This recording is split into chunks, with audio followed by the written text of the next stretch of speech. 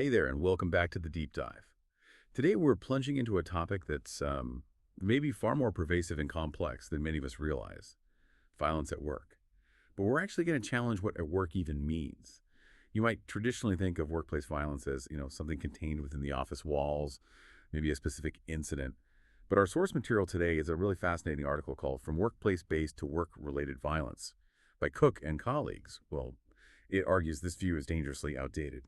So our mission for this deep dive is to unpack how human resource management, HRM, needs to completely rethink its approach, especially now with work being so hybrid, precarious, and digitally mediated. We'll look at the surprising places violence now shows up, who it hits hardest, and why our current systems are, frankly, often failing. Yeah, and what's truly striking here is that the conventional idea of workplace-based violence, those isolated incidents between people happening in one fixed place, it just doesn't reflect the reality for so many workers anymore. This deep dive is going to offer you a much more expansive, timely way of looking at it. It really Yeah. highlights the systemic issues and kind of the hidden harms. It's about seeing the whole picture, really. Yeah. How work, however you define it, can be connected to suffering. Okay, let's unpack this then. Historically, we've defined workplace violence as harmful behaviors. Mm-hmm. Could be anything from incivility right up to physical assault Mm-hmm. that happen within the physical workplace directed at employees, like contained, an argument in the break room, that sort of thing. Exactly. But that framing is, well, it's severely inadequate now. The article introduces this term work-related violence, and that covers physical, psychological, even symbolic harm, like Yeah. subtle stuff that happens because of your job. So it could be linked to your occupational role, your identity at work, or just the fact that you are a worker. And crucially, it doesn't matter where it happens. This is key because it makes us see violence as systemic, spread out, embedded in structures, not just random one-off bad behavior. Right. So this isn't just semantics. It's really about changing where we even look for harm. This broader definition means violence can pop up in virtual spaces, cyber harassment, for example, Mhm. or in people's homes if they're working remotely, or even out in public when employees are just doing their jobs. It really expands the whole playing field, doesn't it? What's the biggest hurdle for HR in tackling this dispersed reality? Oh, it's a huge challenge because the scale of the problem is just immense. The International Labor Organization, the ILO, they reported back in 2022 that nearly a quarter, think about that, almost 1 in 4 workers have experienced some form of violence during their working lives. Psychological abuse is the most common, apparently around 18%, but physical and sexual violence are significant too. And like you said, in certain sectors, healthcare is a big one. These numbers just skyrocket, over 60% facing violence sometimes. This isn't some niche issue. It's fundamental. It challenges the whole idea of a safe working life. And it's not spread evenly either, is it? No, definitely not. The article points out that platform workers, gig workers, informal workers, they face a lot of verbal abuse, often with nowhere to turn, and violence disproportionately hits women, LGBTQIA+ workers, racialized employees, people in those emotionally draining public-facing jobs. Yeah. The financial cost is just mind-boggling. Violence against women alone, estimated $1.5 trillion a year globally, healthcare, legal costs, lost productivity. It's huge. Yeah. And despite all this, underreporting is rampant. Yeah. People are scared of retaliation, there's stigma, or they just don't trust the system to do anything. Okay, so we've seen the alarming scope. It's vast, it's complex. But if it's such a big problem, why are our traditional HR systems still largely missing the mark? The article talks about this conceptual lag, like HR is using an old map for a new territory. It seems to boil down to 2 main assumptions that create these dangerous blind spots. And we're going to get into 6 specific ways these show up. That's a great way to put it, an old map. Yeah. Basically, traditional HR often looks for violence in the wrong places, only inside the office walls. And it tends to treat it like isolated incidents, bad apples, instead of seeing it as a symptom of bigger systemic problems. This narrow view just completely misses the deeper roots of the harm. Right. Let's dig into the first blind spot then, spatial and conceptual narrowness. HR came up in the industrial era, right? So it's kind of baked in to focus on the physical enclosed workplace. But like we just said, work spills out everywhere now. Virtual spaces, homes, public areas. Get this, 45% of women working remotely reported sexual harassment. Nearly a quarter said it increased since they started working from home. Wow. And 75% of customer-facing staff in Australia and New Zealand face aggression. A quarter deal with it every week. Yeah. So HR rules designed for the office, they just don't cover these new places where harm happens. And it's sobering when you think about the sheer range of situations. The article mentions that over a third of women and nearly a third of men have experienced intimate partner violence. Now, that can directly impact someone's safety when they're working remotely from home. Okay, I see the connection. Yeah. So HR really needs to extend its duty of care to workers' homes, to online spaces, anywhere connected to their job role. It's a fundamental rethink of where the responsibility actually ends. Okay, that makes sense. The second limitation is, well, it's a crucial one, maybe a bit uncomfortable, neglect of employees as perpetrators. Mm, Traditionally, HR tends to frame workers just as passive victims. right. But the article points out this major blind spot. Employees themselves can be the perpetrators, especially towards, say, service users, clients, or vulnerable groups they work with. Yeah, this really flips the script. And it makes you ask, what conditions might push an employee towards becoming a perpetrator? The article notes that in sectors like healthcare, aged care, policing, aggression by staff against patients, residents, citizens, it's documented, but HR frameworks rarely theorize it. Hmm, For instance, over 64% of staff in institutional aged care admitted to some form of abuse against older people. That's huge. that's shocking. It is. And think about high-profile incidents in policing, like George Floyd's murder. They highlight systemic issues, like overuse of force, often disproportionately hitting racialized communities. Now, this isn't always about inherently bad people. It can stem from burnout, moral injury, sheer emotional exhaustion, or these really coercive performance cultures that push people too far. That insight about employees as perpetrators, it really complicates things. Makes me wonder how much of this is rooted in bigger societal forces that HR maybe feels powerless against. Which brings us to the third limitation, political and ideological blind spots. The article argues that these big macro-level political ideas like neoliberalism, which emphasizes market forces, deregulation, individual responsibility, have kind of shifted the burden. Yeah, shifted it onto individual workers to just manage the violence themselves. Exactly, like manage your stress or be more resilient. Right, instead of fixing the toxic environment that's causing the stress. Precisely. That push to make violence your problem, not the system's problem, that's often a feature of neoliberal thinking, the article suggests. And this often reframes systemic violence as just isolated behavioral issues. Regulatory gaps matter too, like the ILO has Convention 190 on workplace violence, but many wealthy countries in US, UK, Australia haven't actually ratified it yet. Oh, interesting. Yeah. And then there's political polarization. When opposing groups are seen as sort of morally illegitimate, it can fuel microaggressions, even violence, especially linked to backlash against DEI initiatives. HR gets caught in the middle, trying to be neutral, but also needing to respond ethically. It's a tough spot. Definitely. And beyond these big ideologies, the article points to another major oversight. How standard approaches fail to account for overlapping identities. How some people are just way more vulnerable. This is the fourth limitation, under-theorized intersectionality. Yes, and what's really striking here is that violence against, say, racialized workers, queer workers, disabled workers, migrant workers, it's not just an extra bit of harm added on top. It's structurally produced. The experience of violence is fundamentally different. How so? Well, traditional HR systems are often based on what the article calls liberal equality premises.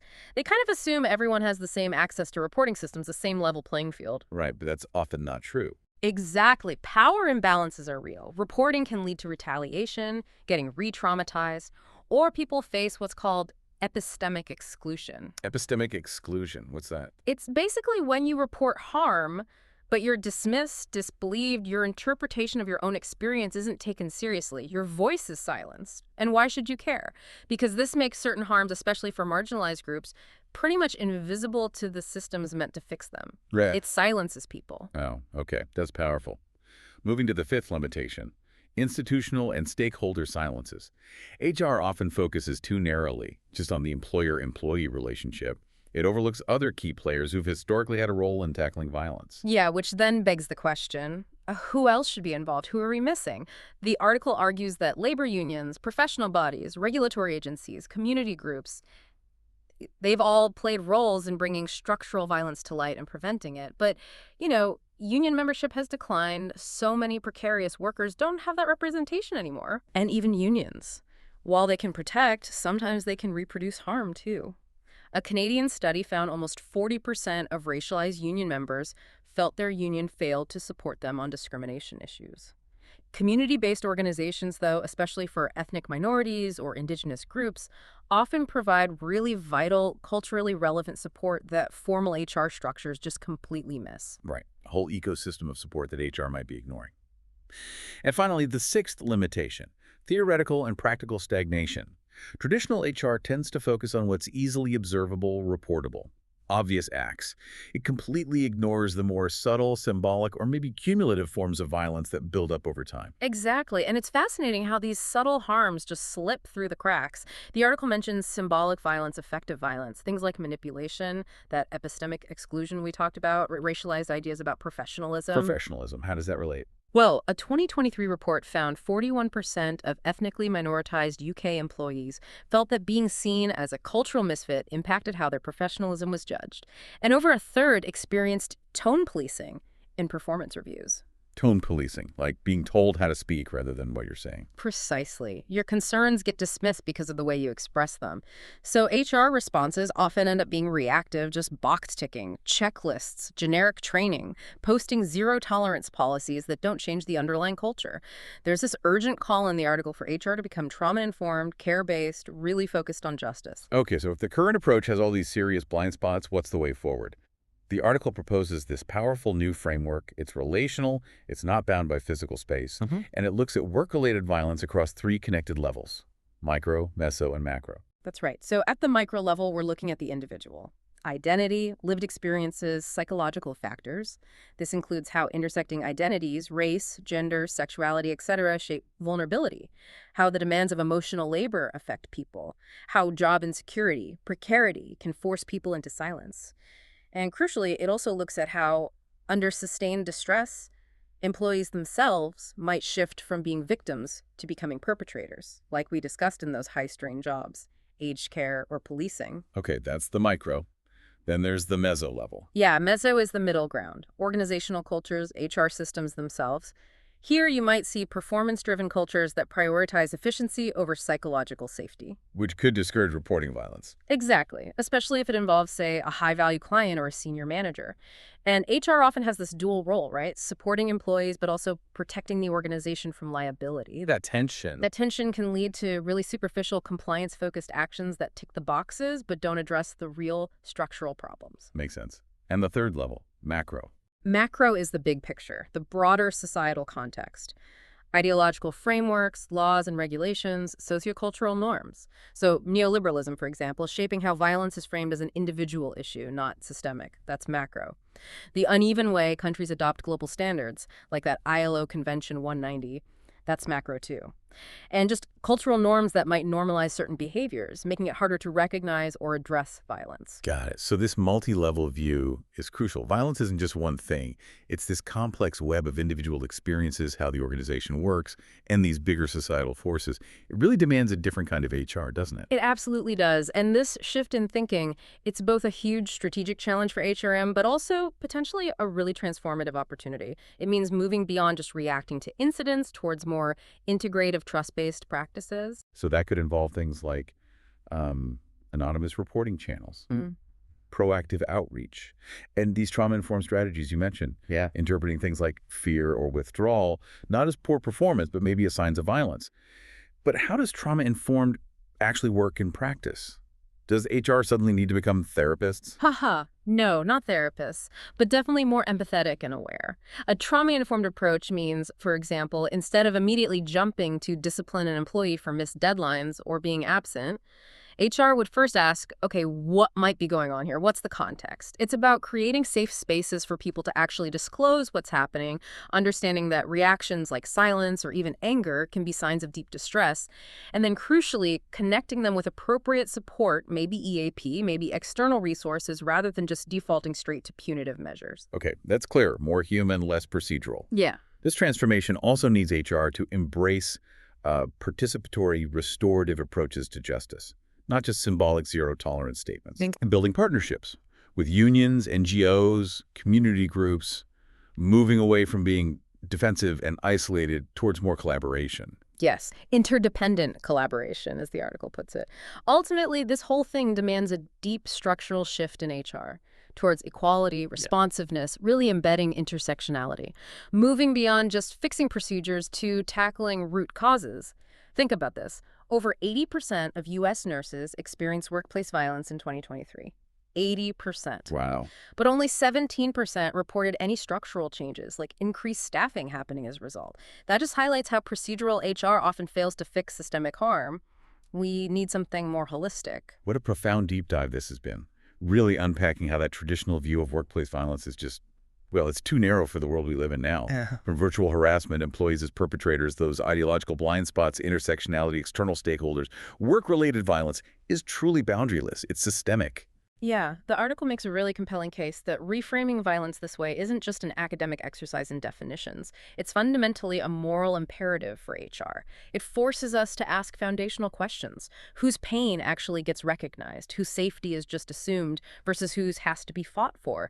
And how can HR change its own success metrics, move beyond just productivity to focus on the lived safety, the dignity, the trust of its most vulnerable workers? Yeah.